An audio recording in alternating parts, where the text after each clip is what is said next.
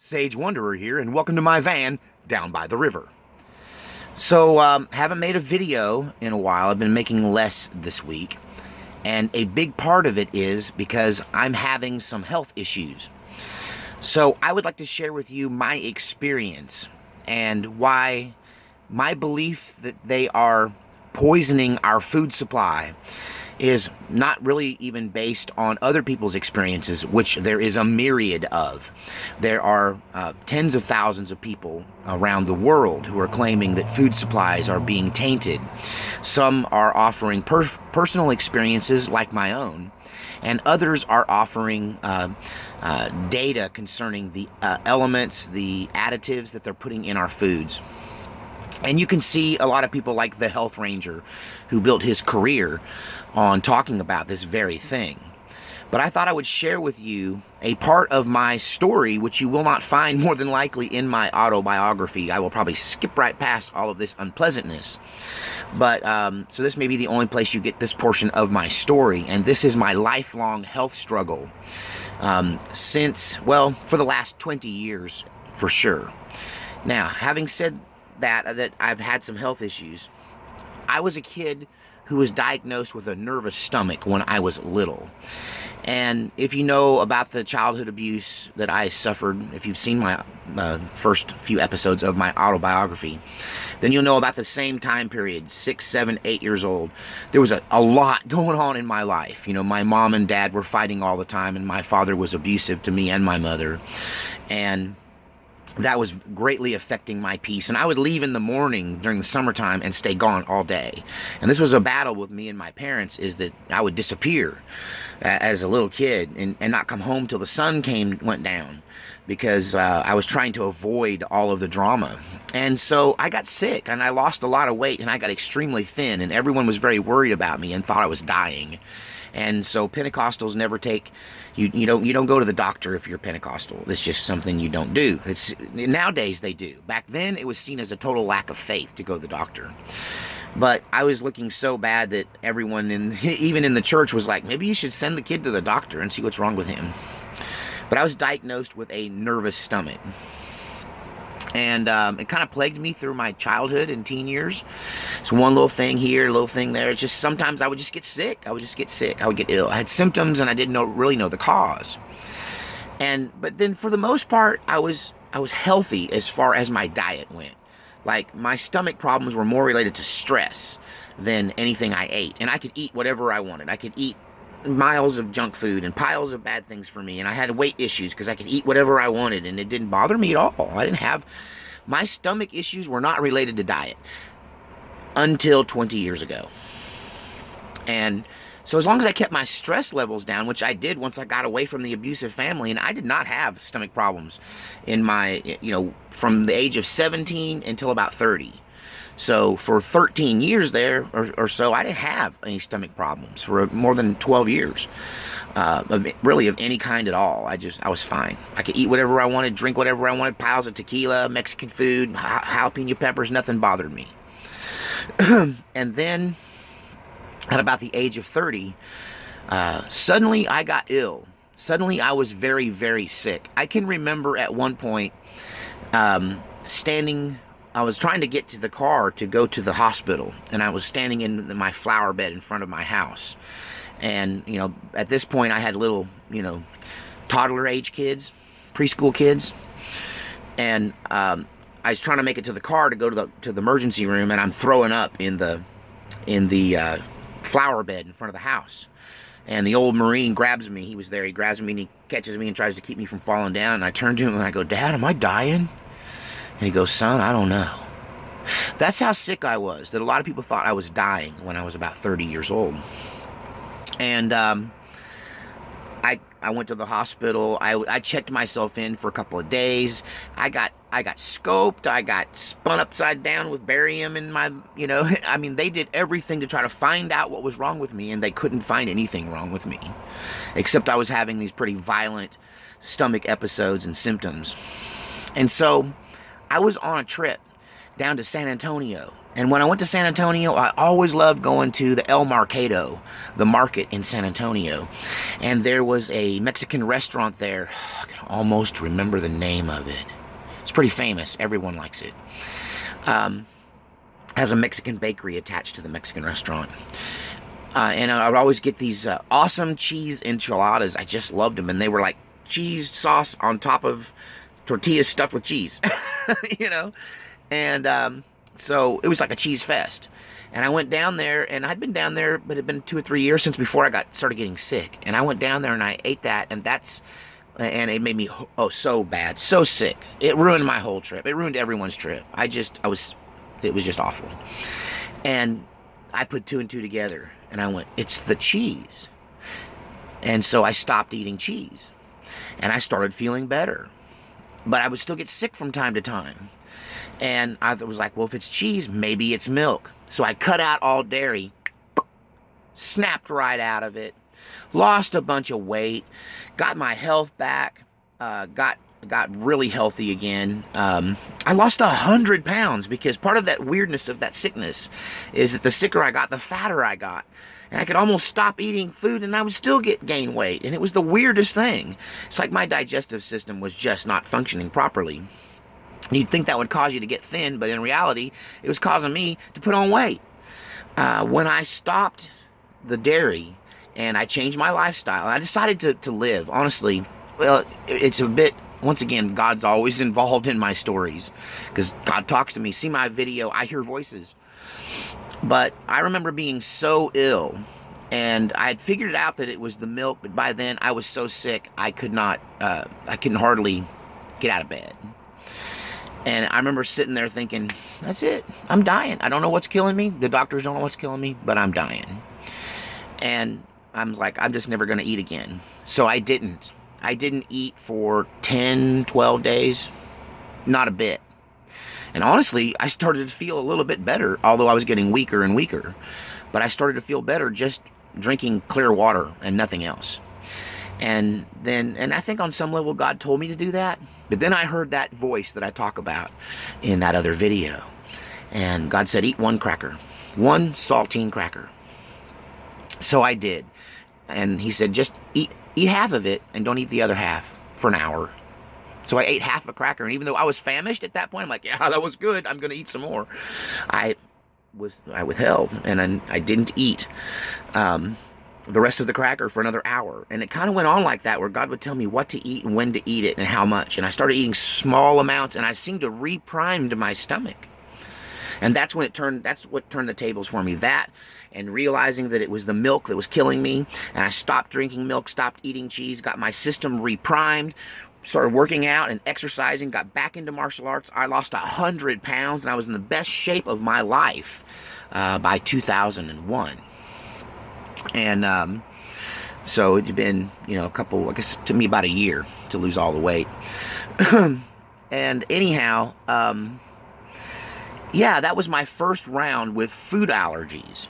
So what I found out is that I was allergic to milk. I was what they call lactose intolerant. But in my case, a pat of butter would make me sick for days.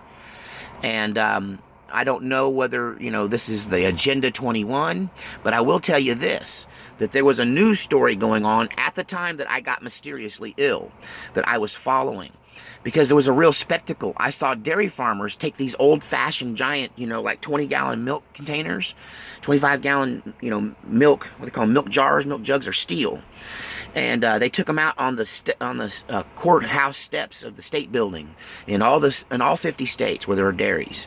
And they dumped milk. They just poured the milk out on the ground because they had... then this was activists. These were people that were against the use of the bovine growth hormone in dairy cattle. And so they dumped out the milk on the steps as a protest. And it caught my eye, and I was like, that's weird that they're protesting this, that it has just been introduced into the food supply. The FDA approved it. They started using it. Then I got sick. I got sick from that. It was that move that changed milk for me. I grew up drinking whole milk and eating cheese and living my whole life. Never had a problem with it. Now suddenly I can't digest it. It makes me deathly ill, and it takes days to get it, weeks to get it out of my system once I've had it.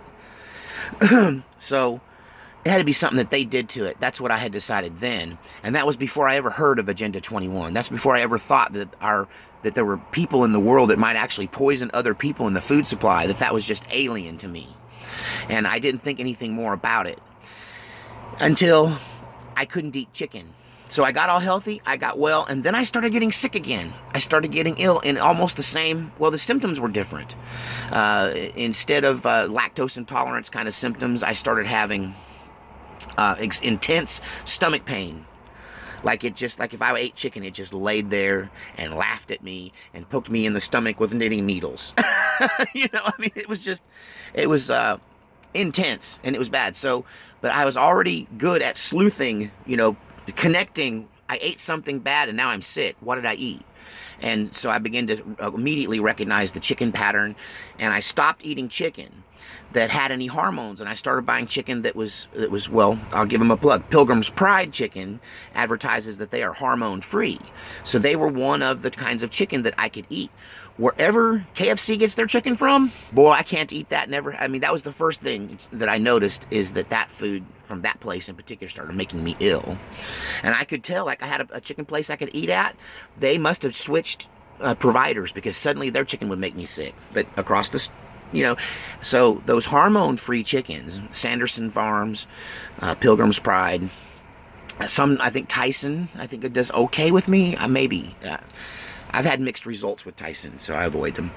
But at any rate, the chicken started making me sick. And in that process, I got heavy again. I put on another 50, 60 pounds. And once I figured that out and got that out of my diet and changed that and got a handle on that, I got well again, and my body rallied, and I lost the weight that I put on and another 50. So I was in the best shape of my life again, in like, I don't even want to get to the years, a few years later. And I was doing great, and I went to Colorado. And by the time I went to Colorado, I'd started getting sick again, and I couldn't figure out what was doing it. What was making me sick this time?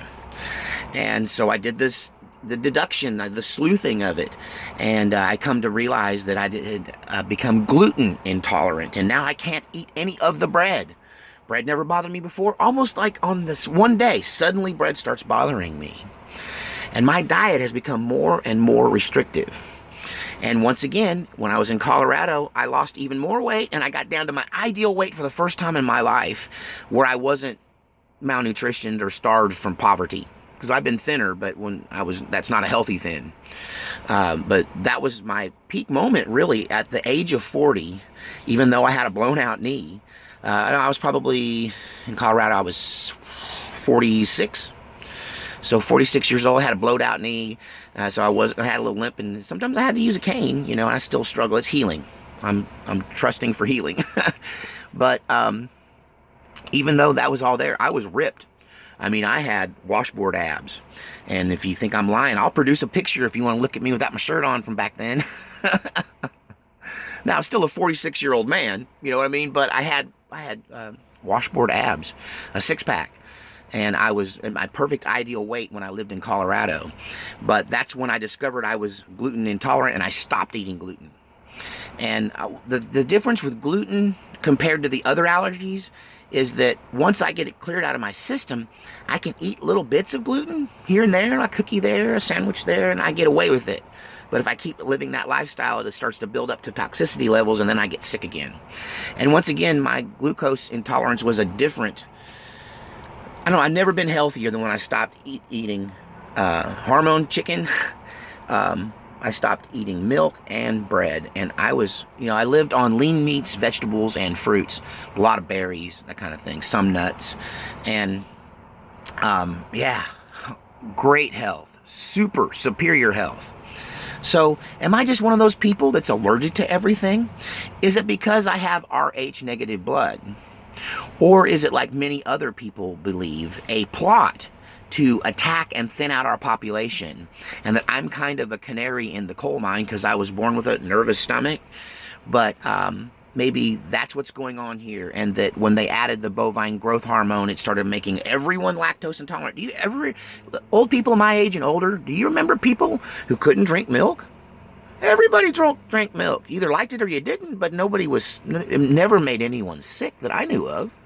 And then suddenly, right around 1998 or 1999, everybody starts getting sick because that's when they entered this bovine growth hormone into the food system. Glucose, or not glucose, but gluten. I hope I didn't say glucose earlier. I'm not glucose intolerant. I'm gluten intolerant. But did gluten make people sick before? Gluten's bread. Doesn't the whole world eat bread? Doesn't everyone live on bread? When did bread start making everybody sick? I think some of us that are more sensitive are picking up on these chemicals that are designed to kill you slowly. So I said all that to say that since I quit smoking, I put on some weight, and I've been struggling with my health, and now I have a new allergy. I'm sure of it. I've got a new allergy, and it's giving me a new symptom that's different than the ones I've had. All of them have been digestive symptoms. And so now I've got this problem, and I don't know what it is, and I don't go to doctors anymore, because honestly, I've had doctors look me up one side and down the other and say, well, there's nothing wrong with you. If milk makes you sick, stop drinking milk.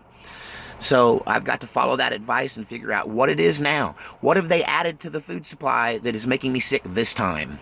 And my diet keeps getting more and more and more restricted. But I will tell you this, the restrictions are all healthy ones. I don't think you should drink a lot of milk or eat a lot of bread. And most dietitians will say the same thing, that there's a lot healthier ways of eating, lots of fresh vegetables and fruit, and lean meats and fish. And that's what I live on. And my daughter, who may also have Rh negative blood, I need to have her checked out. She has a stomach similar to mine, and that's why she's become vegan. That's part of why she's become vegan, is for health, but also because she loves animals so much. She doesn't want to eat anything with a face because she loves animals so much. I get it. I give her a hard time. Trust me, I tease her a lot, but it's all good natured. But a lot of it was choices to change her diet for health reasons, just to feel healthier. And when she did, she lost weight and got thin, and she was always beautiful to me, but she got, the boys started noticing her when she lost that baby fat, lost that weight, and got trimmed up. So, yeah, are they trying to kill us? Is this food companies just trying to make more profits, and these additives and things they're putting in there just happen to make some of us sick? Or are they doing it intentionally? What do you think? Is Agenda 21 a real thing? Is it an issue because I have Rh negative blood that maybe I'm more sensitive to it? Are they trying to kill people with Rh negative blood? It affects us worse than others. Do you have Rh negative blood, and how's your diet? Are they trying to kill all of us, or just some of us? Or is this just one of those things about, life, that sometimes some people just get allergic? I think it's weird that I used to be able to eat everything. Now I can't eat anything. But it's a good thing I like blueberries and blackberries and salmon, because that's kind of, if I eat like that, if I eat like a bear, then I'm going to live to be an old man, I think, because the old Marine ate whatever he wanted to, and even though most of it messed with him in one way or another, he just keep eating it. You can't live on bacon, but he did to 83. He lived to 82, 83. I got a 103-year-old grandmother. So hopefully this is forcing me to eat healthy. Maybe it'll make me live longer and have the reverse effect. Don't. Wouldn't that be awesome? All right, well, if those things make you sick, tell me what you think in the comment section.